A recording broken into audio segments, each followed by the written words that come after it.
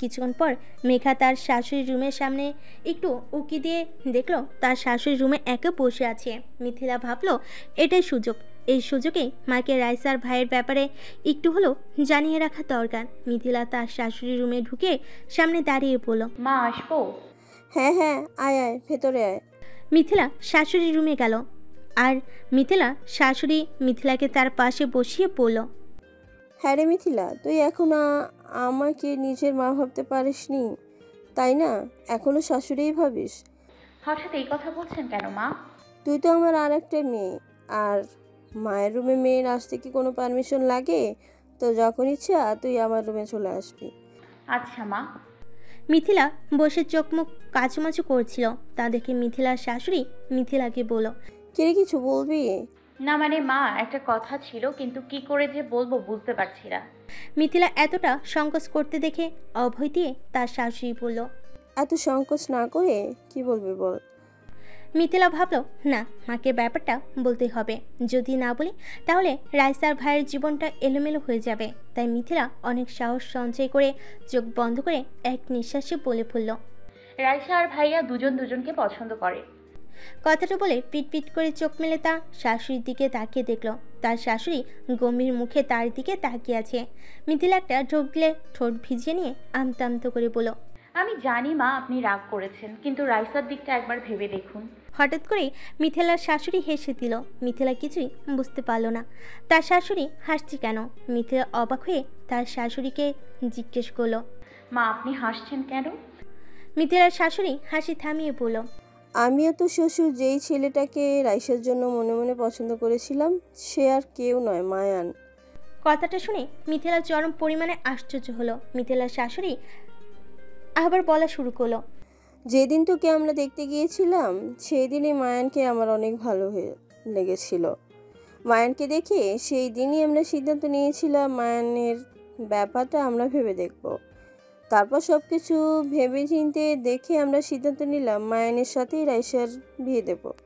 কারণ মায়ানের মতো এত ভালো, সৎ আর ভালো মনের মানুষ, একটা ফ্যামিলি, একটা ছেলে আমরা রাইসার জন্য আর পাবো না। আর রাইসাকে তোরা যতটা যত্ন রাখবি, অন্য পরিবারে গেলে আমার মেয়েটা অতটা যত্নে থাকবে কিনা তার কোনো গ্যারান্টি নেই। তাই আমরা এই সিদ্ধান্ত নিয়েছি। কিন্তু মা, আপনারা কেউ তো আমাকে কিছু জানাননি। আসলে জানানোর মতো পরিস্থিতি তখন ছিল না, তাই জানানো হয়নি। পরক্ষণে মিথিলার কপালে চিন্তার ভাঁজ পড়ল।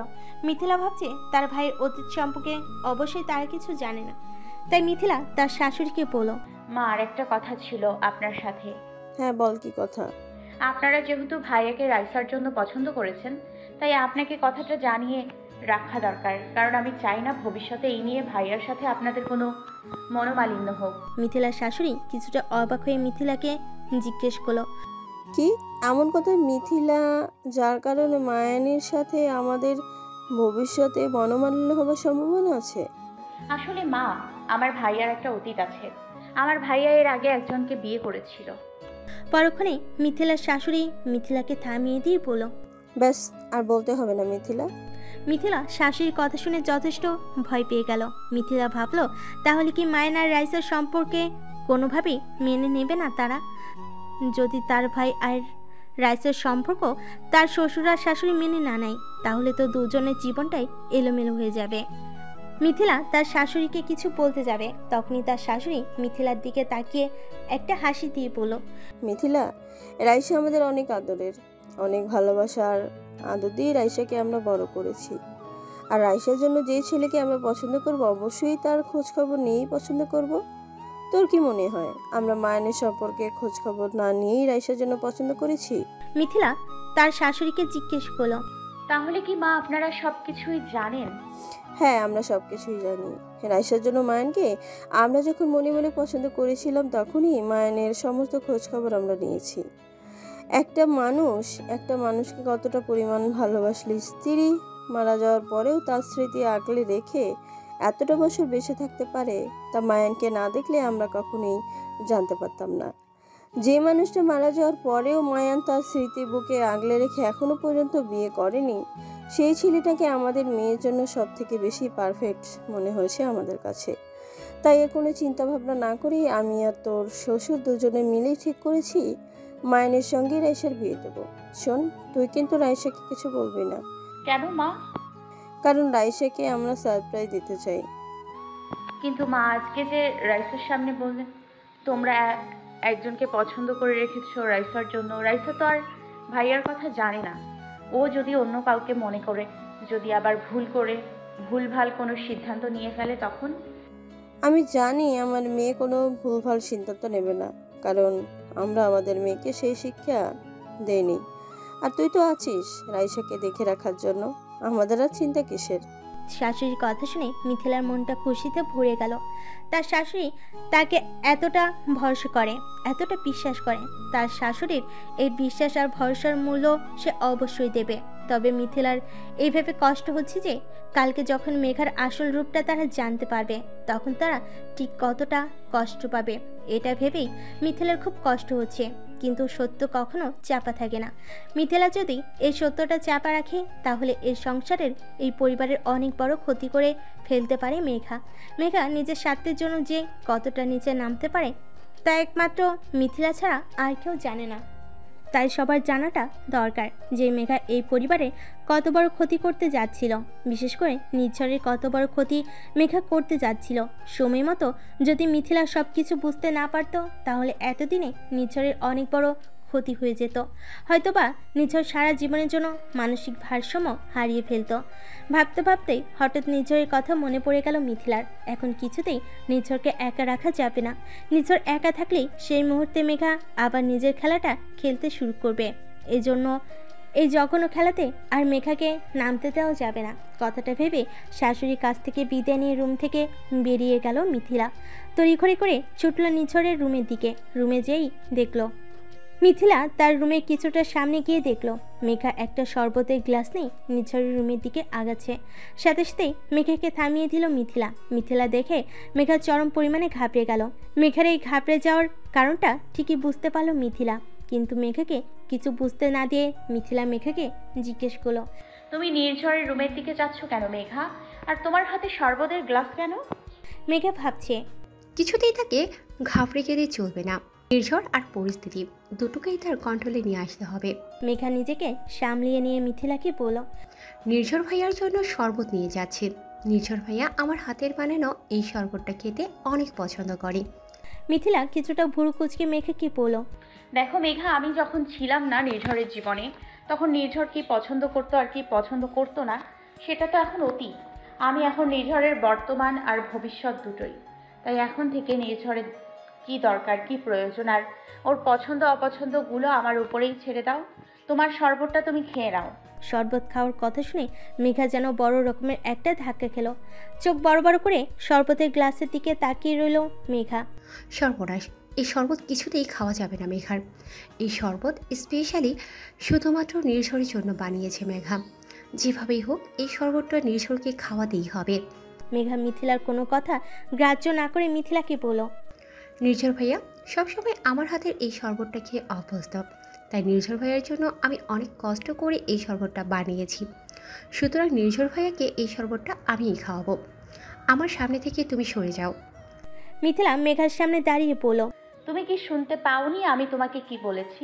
তুমি এক পাও নির্ঝরের কাছে এই শরবত নিয়ে যাবে না। আর যদি আমার কথা অমান্য করে যাবার চেষ্টা করো তাহলে কিন্তু তাহলে কিন্তু কি কি করবে তুমি? তেমন কিছু করব না, শুধু আঙুলটা একটু বাঁকা করব। কারণ সোজা আঙুলে ঘি না উঠলে আঙুল বাঁকা করে ঘিটা ওঠাতে হয়। সুতরাং আমি চাই না আমার আঙুলটা বাঁকা করতে। তাই বলছি ভালোই এখান থেকে চলে যাও। মেঘার কিছুটা সন্দেহ হচ্ছে মিথিলার উপর। মিথিলা কেন নিঝরকে শরবত খাওয়ানো নিয়ে এতটা ঘোর বিরোধিতা করছে? মেঘার কাছে এই বিষয়টা খুবই সন্দেহজনক মনে হচ্ছে। মিথিলা মেঘার দিকে তাকিয়ে দেখলো মেঘা কেমন একটা সন্দেহ ভরা দৃষ্টি নিয়ে মিথিলার দিকে তাকিয়ে আছে। মেঘা কৌতূহলী দৃষ্টিতে মিথিলাকে বলল, আচ্ছা, আমার বানানো এই শরবত নিয়ে তোমার ঠিক কী সমস্যা বলো তো? তুমি কেন এতটা রিয়েক্ট করছো এই সামান্য একটা শরবত নিয়ে? না, তীরে এসে তরি ডুবতে দেয়া যাবে না। পরিস্থিতি সামলাতে মিথিলা মেঘাকে বলল, তুমি কেন এতটা উৎসাহিত এই শরবতটা নির্ঝরকে খাওয়ানোর জন্য? কারণ এটা আমি নির্ঝর ভাইয়ের জন্য বানিয়েছি, আর আমি এটা নির্ঝর ভাইয়াকেই খাওয়াবো, যে করেই হোক। মেঘা নিঝরের কাছে শরবত নিয়ে যেতে যাবে, তখনই মিথিলা মেঘার হাত থেকে শরবত ফেলে দিল। মেঘা পড়ে যাওয়া শরবতের দিকে তাকিয়ে উত্তেজিত হয়ে মিথিলাকে বলল, তুমি এটা কি করলে? তুমি কেন ফালালে এই শরবতটা? তুমি কিন্তু অনেক বাড়াবাড়ি করছো, অনেক হয়েছে। আর না, আমি আবার শরবত বানিয়ে আনবো নির্ঝর ভাইয়ার জন্য। দেখি তুমি আমাকে কতবার আটকাতে পারো। তুমি বাড়াবাড়ি দেখেছো কি? আর একটা বার যদি তুমি নির্ঝরের জন্য এরকম কোনো শরবত বানিয়ে নিয়ে আসো, এখন গ্লাস ফেলে দিয়েছি, তারপর কি কি করবি তুমি তারপর বলো। কি করব সেটা নিজেই দেখতে পাবে। সুতরাং যদি নিজের ভালো চাও আর কোনো রকম বাড়াবাড়ি করবে না তুমি। ঠিক আছে, আমিও দেখবো তুমি আমার কি করতে পারো। মিথিলাকে আঙ্গুল তুলে শাসিয়ে কথাটা বলে চলে গেল মেঘা। আজকের রাতটা মিথিলার জন্য অনেক পরিমাণে আতঙ্কিত একটা রাত। যেভাবেই হোক এই রাতটা অন্তত সতর্কতার সাথে কাটাতে হবে মিথিলাকে। এই শরবতেরও একটা ব্যবস্থা করতে হবে মিথিলার। মিথিলা ফোন বের করে একজনকে ফোন দিয়ে বলল, শোনো, যা বলছি ঠিক সেই মতো কাজ করবে। কথা শেষে ওই প্রান্ত থেকেই বলল, ওকে, কোনো টেনশন করো না, আমি দেখছি। মিথিলা বিড়বিড় করে বলল, মেঘা, তুমি জানো না তুমি কার সাথে খেলায় নেমেছো। তুমি চলো ডালে ডালে, আর এই মিথিলা চলে পাতায় পাতায়। মিথিলা রুমের দিকে গেল। রুমের দিকে গিয়ে দেখলো নিঝর ল্যাপটপে কাজ করছে। মিথিলা নিঝরের কাছে এসে বলল। মিথিলা কিছুক্ষণ চুপ থেকে নিঝরকে বলল। তোমার সাথে একটা কথা ছিল। নিঝর ল্যাপটপে কাজ করতে করতে বলল। হ্যাঁ বলো, শুনছি, কি বলবে? আচ্ছা, তুমি শরবত অনেক পছন্দ করো তাই না? নিঝর কিছুটা চিন্তা করে বলল। শরবত মানে? কিসের শরবত? কোন শরবত? এই অরেঞ্জ কোন শরবত? ও হ্যাঁ, মেঘা মাঝে মধ্যে এইরকম একটা শরবত আমাকে বানিয়ে দিত। আমার ভালোই লাগলো খেতে। কেন, কি হয়েছে? না এমনি। তাহলে আমি তোমাকে বানিয়ে দিতাম আর কি। নিঝর ল্যাপটপ থেকে চোখ ফিরিয়ে মিথিলার দিকে তাকিয়ে বলল। না, এখন আমি কোনো শরবত খাবো না, আর ওই রকম কোনো শরবত আমার জন্য তোমাকে বানাতে হবে না। কারণ শরবতটা খেতে ভালো লাগলেও পরে আমার কাছে কেমন একটা অস্বস্তি লাগতো। মিথিলা উঠে যেতে নিচ্ছিল, তখনই নিঝর মিথিলার হাত ধরে মিথিলাকে নিঝরের পাশে বসালো। মিথিলা নিঝরকে জিজ্ঞেস করলো। কি কিছু বলবে? নিঝর সম্মতি সূচক মাথা নাড়িয়ে বলল। আমি তোমাকে কিছু বলতে চাই। নিঝর ল্যাপটপটা রেখে মিথিলার সামনে যেয়ে হাঁটু গেয়ে বসে দুই কান ধরে পড়ল। I am sorry. মিথিলা অবাক হয়ে তাকিয়ে আছে নিঝরের দিকে। নিঝর আবার বলল। আমি আমার করা প্রত্যেকটা খারাপ ব্যবহারের জন্য তোমার কাছে ক্ষমা প্রার্থী। আসলে আমি নিজেও জানি না আমি কেন তোমার সাথে, আমার বাবা মার সাথে কেন মিসবিহেভ করতাম। পরে মনে হতো এটা আমার সম্পূর্ণ ভুল হয়েছে। চাইতাম তোমাদের কাছে সরি বলতে, কিন্তু আবার আমি জানি কী রকম একটা হয়ে যেত। তাই আমার করা প্রত্যেকটা খারাপ ব্যবহারের জন্য তোমার কাছে আমি আবারও ক্ষমা প্রার্থী। মিথিলা নিঝরের দিকে তাকিয়ে বলল। আসলে আমাদের লাইফে অনেক সময় এরকম অনেক ঘটনা ঘটে যার ব্যাখ্যা আমাদের কাছে অনেক সময় থাকে না, কিন্তু একটু মন দিয়ে পর্যবেক্ষণ করলে তার ব্যাখ্যা পাওয়া যায়। আমি এত সব ব্যাখ্যা বুঝতে চাই না মিথিলা, আমি এখন থেকে শুধু তোমাকে বুঝতে চাই। মিথিলা জানে নিঝরের হয়তোবা কোনো দোষ নেই, তারপরও মিথিলার মনের ভিতর একটা অভিমান বাসা বেঁধেছে। নিঝর চেষ্টা করলেই এর ব্যাখ্যা খুঁজে বের করতে পারত। যেই মানুষটাকে সে এত ভালোবাসে সেই মানুষের উপর নিশ্চিন্তে নির্ভর করতে পারত, কিন্তু নিঝর তা না করে ভিকটিন একটা আক্রোশের পথে চলেছিল। মিথিলা চুপ করে আছে দেখে নিঝর মিথিলার হাত ধরে বলল। আমার কোনো কিছুর প্রমাণ দরকার নেই মিথিলা। জীবনের যে কটা দিন জীবন থেকে হারিয়ে গেছে সেই দিনগুলোকে পিছনে ফেলে সামনের দিকে এগিয়ে যেতে চাই তোমার হাত ধরে মিথিলা। মিথিলার নিঝরের কোনো কথার উত্তর না দিয়ে চলে যাচ্ছিল, তখনই নিঝর পিছন থেকে মিথিলার হাত ধরল। দাঁড়াও, আমার কথার উত্তর দিয়ে যাও মিথিলা। তোমার কথার সব উত্তর আর অনেক অজানা অনেক কিছুর ব্যাখ্যা তুমি কালকে পাবে। মিথিলাকে টান দিয়ে নিঝরের বুকের সাথে মিশিয়ে নিয়ে মিথিলাকে বলল। কাল কেন, আমি আজকেই জানতে চাই। সব কিছুর একটা সময় আছে নির্ঝর। সময় খুব সূক্ষ্ম জিনিস, যা সবাইকে সঠিকটা জানিয়ে দেয়। ঠিক আছে, কালকের সময় কালকে দেখা যাবে। এখন সময়টা তোমার আর আমার। এই বলে মিথিলার ঠোঁটের দিকে তাকালো নির্ঝর। নির্ঝর মিথিলার ঠোঁটের দিকে আগাতে যাবে, তখনই নির্ঝরকে থামিয়ে দিয়ে মিথিলা বলল, এখনো সঠিক সময় আসেনি নির্ঝর, সঠিক সময়টার জন্য অপেক্ষা করো। নির্ঝর প্রচণ্ড রকমের রেগে গিয়ে মিথিলাকে বিছানায় ফেলে দিয়ে বিছানার সাথে শক্ত করে চেপে ধরে বলল, সব সময় খালি এক কথা। কিসের সময় মিথিলা? আমি আর তুমি স্বামী আর স্ত্রী, এখানে সময়ের কথা কেন আসছে? মিথিলা ভাবছে এখন কোনোভাবে যদি নির্ঝর আর মিথিলা কাছাকাছি আসে তাহলে নির্ঝরের ক্ষতি হয়ে যেতে পারে। যেভাবেই হোক নির্ঝরকে মিথিলার কাছ থেকে কয়েকদিন দূরে রাখতে হবে।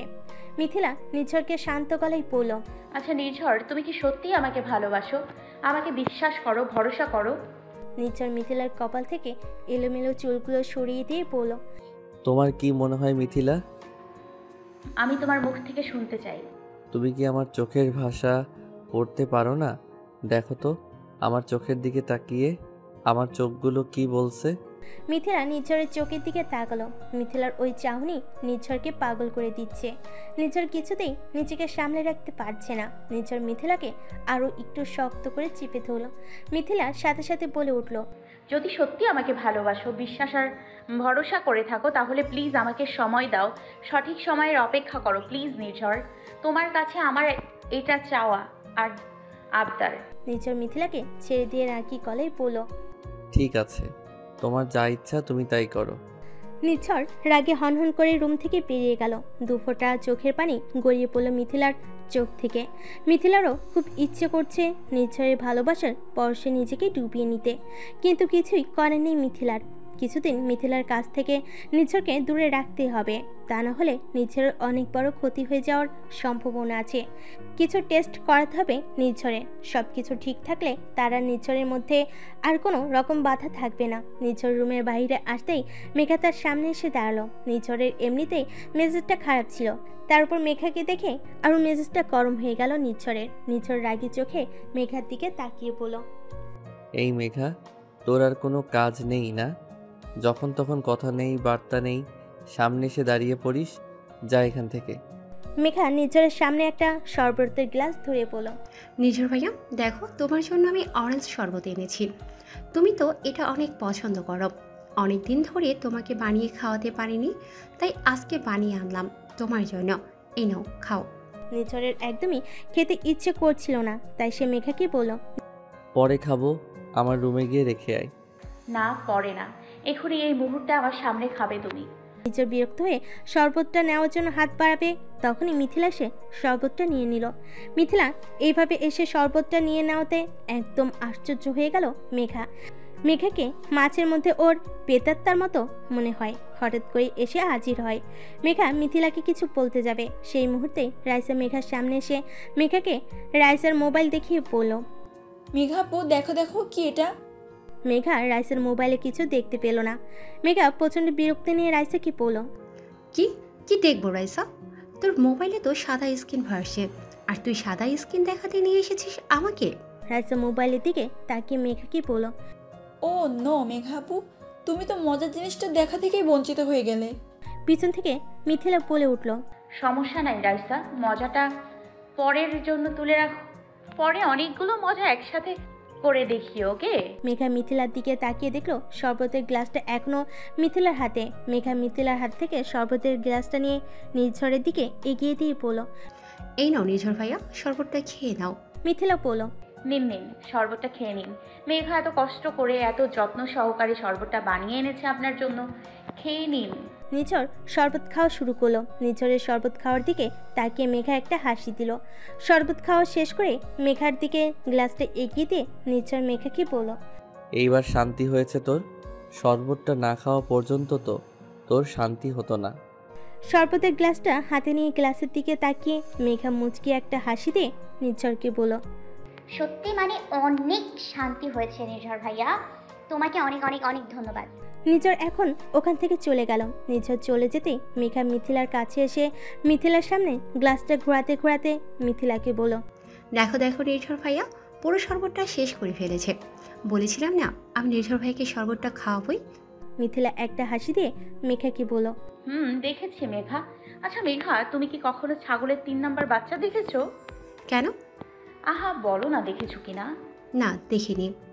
একটু নিজের দিকে তাকিয়ে দেখো। কেন? দেখলেই বুঝতে পারবে, দেখো না।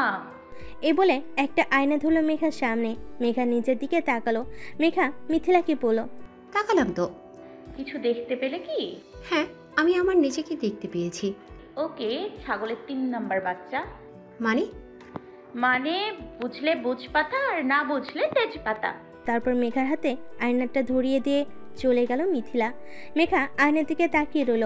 তার প্রতিবিম্ব দেখা যাচ্ছে আয়নায়। আয়নার দিকে কিছুক্ষণ তাকিয়ে থেকে মিথিলার বলা কথাটা ভাবতে লাগলো মেঘা। হঠাৎ সে বুঝতে পারলো তাহলে মিথিলা তাকে ছাগলের 3 নম্বর বাচ্চার সাথে তুলনা করছে। মিথিলার এত বড় সাহস মেঘাকে ছাগলের 3 নম্বর বাচ্চা বানিয়ে দিল। রাগে ফুঁসতে লাগলো মেঘা। রাগে ফুঁসতে ফুঁসতে মেঘা মিথিলার উদ্দেশ্য করে বলল, আমাকে ছাগলের 3 নম্বর বাচ্চা বানানো, তাই না? দাঁড়া, দেখাচ্ছি মজা। মেঘা মিথিলার শাশুড়িকে যে ন্যাকেমি করে কাঁদো কাঁদো স্বরে বলল, মামি, মামি জানো মিথিলা ভাবি আজকে আমাকে কি বলেছে? মিথিলার শাশুড়ি কাপড় ভাঁজ করতে করতে মেঘাকে বলল, কি বলেছি মিথিলা তোকে? মিথিলা ভাবি আমাকে ছাগলের 3 নম্বর বাচ্চা বলেছে। কথাটা শুনে হাসিতে ফেটে পড়ল মিথিলার শাশুড়ি। মেঘা কিছুটা রাগ দেখিয়ে তার মামিকে বলল, ভাবি আমাকে ছাগলের 3 নম্বর বাচ্চা বললো, আর তুমি হাসছো মামি? আরে ও তোর ভাবি, তুই তো অন্য ননদ, আর ননদের সাথে ভাবি তো একটু মজা করতেই পারে, এতে এত রাগের কি আছে? তুমি ভাবিকে কিচ্ছু বলবে না মামি? দেখতে পাচ্ছিস না আমি এখন কাজ করছি, বিরক্ত করিস না, যা তো এখন।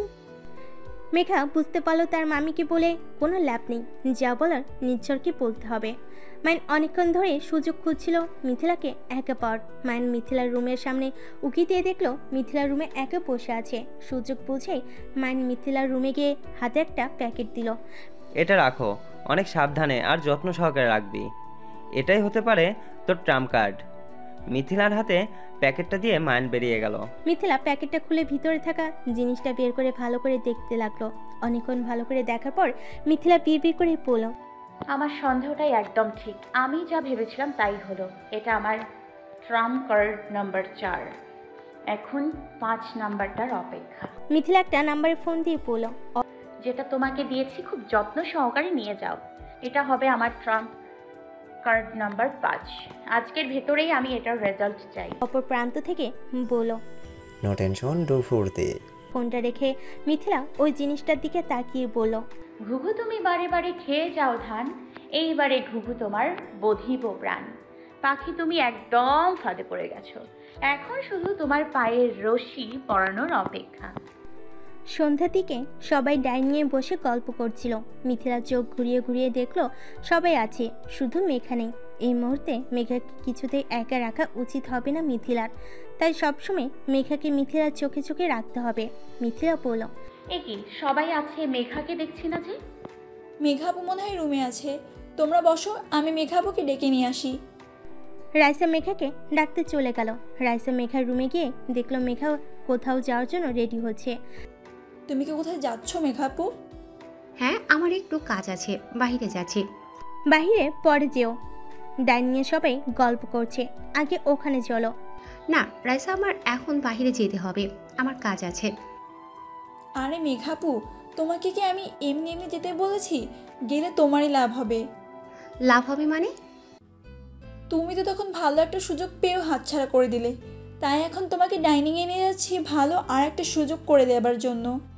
রাইসা, তুই কি বলতে চাচ্ছিস? একটু আমাকে বুঝিয়ে বলতো, আমি তোর কথা ঠিক বুঝতে পারছি না। ধুর মেঘাপু, তোমাকে বুঝিয়ে না বললে তুমি কিছুই বোঝো না। ঠিক আছে বল, বুঝিয়ে আমি শুনি, তুই কি বোঝাতে চাচ্ছিস?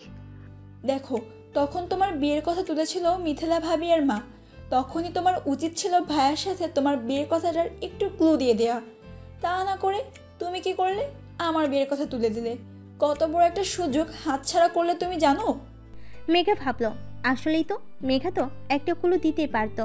পরক্ষণে আবার ভাবলো, না, যদি এই কথাটা সবার কাছে জানাজানি হয়ে যেত, তাহলে হয়তোবা মেঘাকে এ বাসা থেকে বের করে দিত। মেঘা চুপ করে আছে দেখে রাইসা মেঘাকে বলল, কি হলো মেঘাপু, তুমি চুপ করে আছো যে?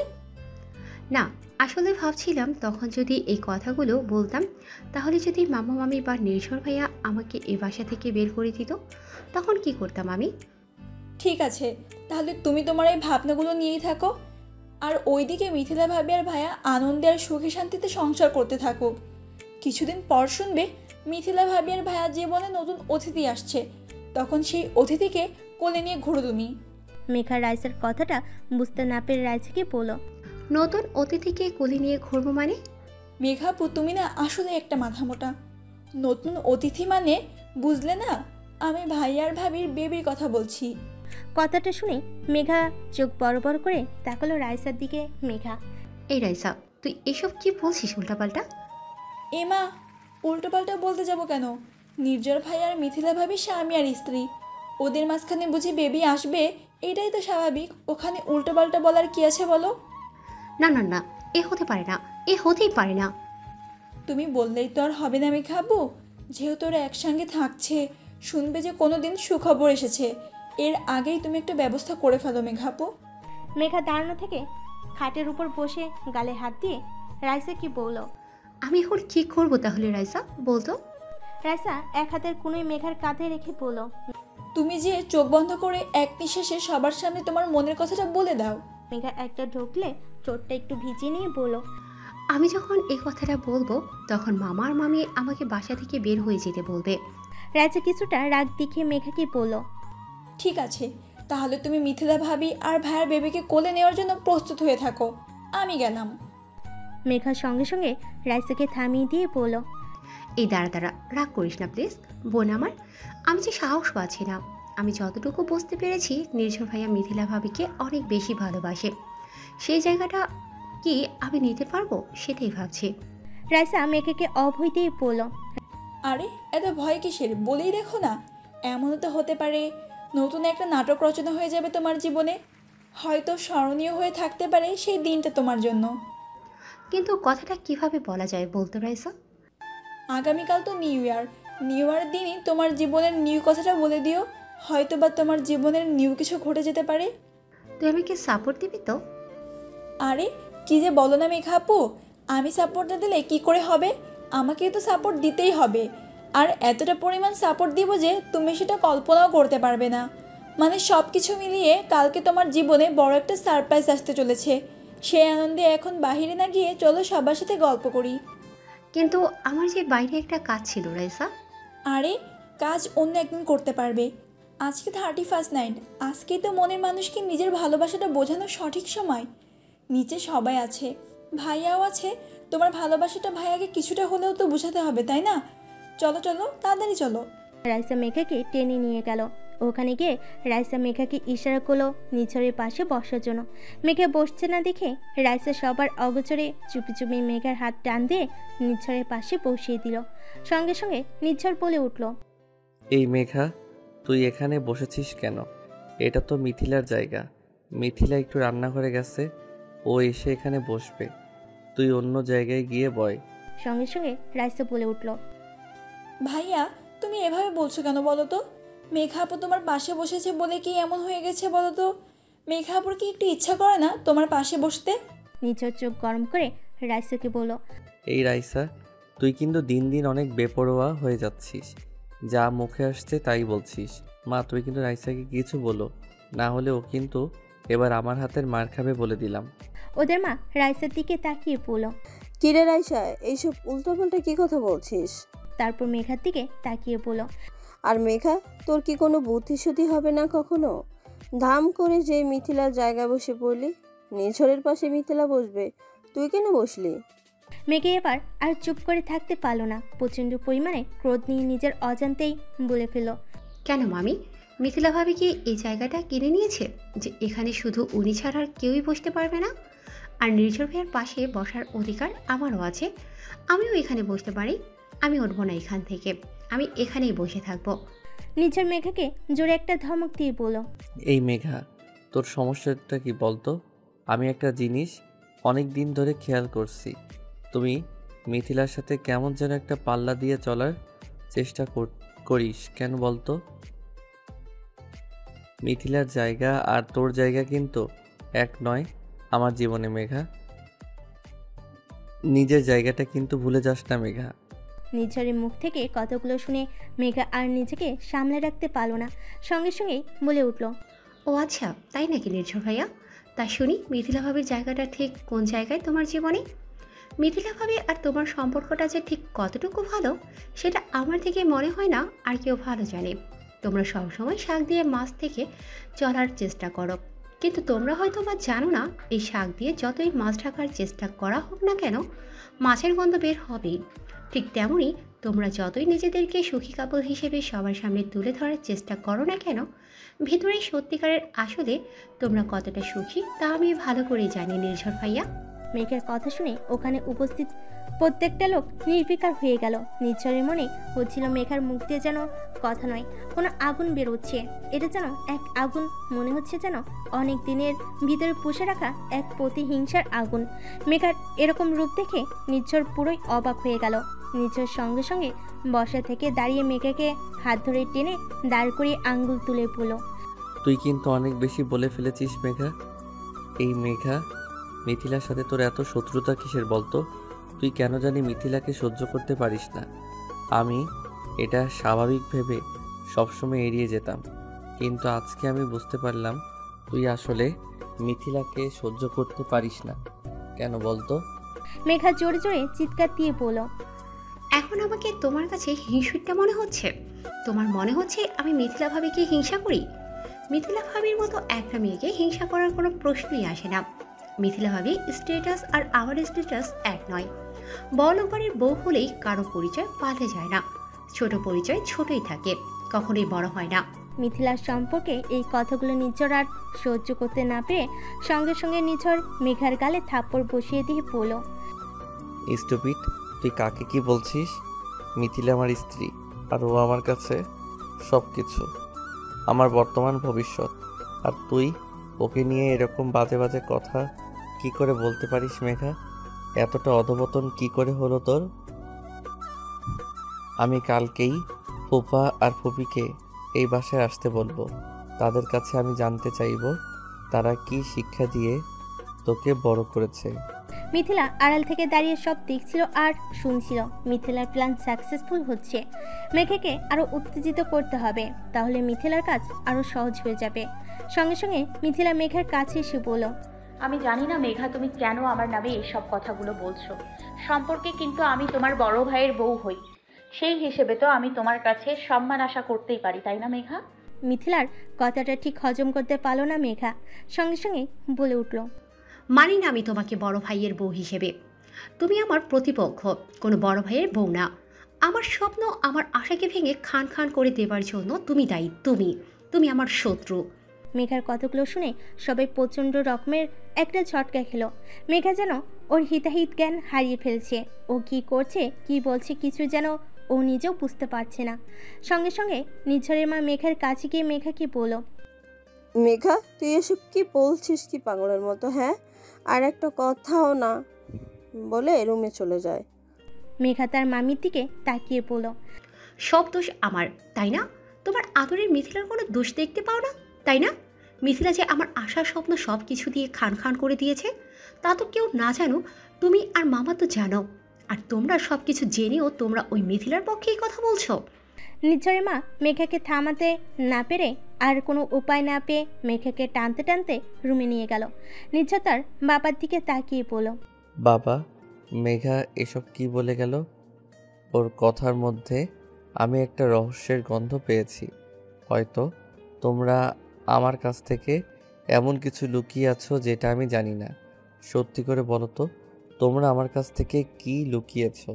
নিঝরের বাবা চুপ করে আছে। নিঝর তার বাবাকে চুপ করে থাকতে দেখে তার বাবাকে কিছু বলতে যাবে, তখনই মিথিলা নিঝরের কাছে এসে বলল, যা বলার কালকে আমি আপনাকে বলবো, আর যা জানার কালকেই আপনি সবটা জানতে পারবেন। শুধু আজকে রাতটুকু অপেক্ষা করুন প্লিজ। দেখো, আমার এত ভনিতা বা লুকোচুরি কোনোটাই কিন্তু পছন্দ না। তোমরা ঠিক কী লুকাচ্ছ আমার কাছ থেকে আমাকে একটু বলবে প্লিজ? আমার এতটা লুকোচুরি আর ভালো লাগছে না। মেঘার এই ধরনের আচরণ দেখে আমি পুরাই শকড হয়ে গেছি আজকে। আমি এখনই ফুপা আর ফুপিকে ফোন দিয়ে বলবো কালকে আমাদের বাসায় আসতে। ফুপা আর ফুপিকে আপনি না বললেও আমি বলতাম এই বাসায় আগামীকালকে আসার জন্য, কারণ আগামীকালকে এই বাসায় যা হতে চলেছে সেখানে ফুপা আর ফুপির উপস্থিত থাকাটা সবচেয়ে বেশি ইম্পর্ট্যান্ট। তাই আপনি না বললেও আমি ওনাদেরকে আসতে বলতাম। নির্ঝর মিথিলার দিকে অবাক দৃষ্টিতে তাকিয়ে মিথিলাকে জিজ্ঞেস করলো, কি এমন হতে চলেছে আগামীকালকে আমাদের বাসায়, যার জন্য আমাকে আগামীকাল পর্যন্ত অপেক্ষা করতে হবে? সেটা আগামীকালকেই দেখতে পাবেন। কথাটা বলেই মিথিলা ওখান থেকে চলে গেল। নির্ঝরের জন্য মনে হচ্ছিল কিছুক্ষণ আগেও একটা নাটক দেখছিল, মেঘার নাটক। মেঘা যে এতটা প্রতিহিংসা পরায়ণ তা জানা ছিল না নির্ঝরের। কিন্তু মেঘা কি বলে গেল, আর কেনই বা বলে গেল, কিছুই বোধগম্য হচ্ছে না নির্ঝরের কাছে। তবে নির্ঝর এতটুকু বুঝতে পারছে মেঘার মনে অনেক পরিমাণ হিংসা বাসা বেঁধেছে, সেটা হয়তোবা মিথিলাকে নিয়ে। কিন্তু কেন? অনেক প্রশ্ন আজ জমা হয়েছে নির্ঝরের মনের মধ্যে। মেঘাকে রুমে এনে নির্ঝরের মা মেঘাকে শাসিয়ে বলল, শোন মেঘা, নির্ঝর আর মিথিলার মধ্যে কোনো রকম ঝামেলা করার চেষ্টা করবি না তুই। আর একটা উল্টাপাল্টা কোনো কথা যেন আমি তোর মুখ থেকে না শুনি মেঘা। যেটা হয়ে গেছে সেটা তোর জীবনের অতীত, সব কিছু ভুলে তুই যা। নির্ঝর আর মিথিল এখন স্বামী স্ত্রী, আর স্ত্রী নির্জনের জীবনে তোর বিন্দুমাত্র জায়গা এখন আর নেই। নির্ঝর শুধুমাত্র মিথিলাকেই ভালোবাসে, আর নির্ঝর এখনো পর্যন্ত জানে না যে তোর সাথে নির্ঝরের বিয়ে ঠিক করেছিলাম আমরা।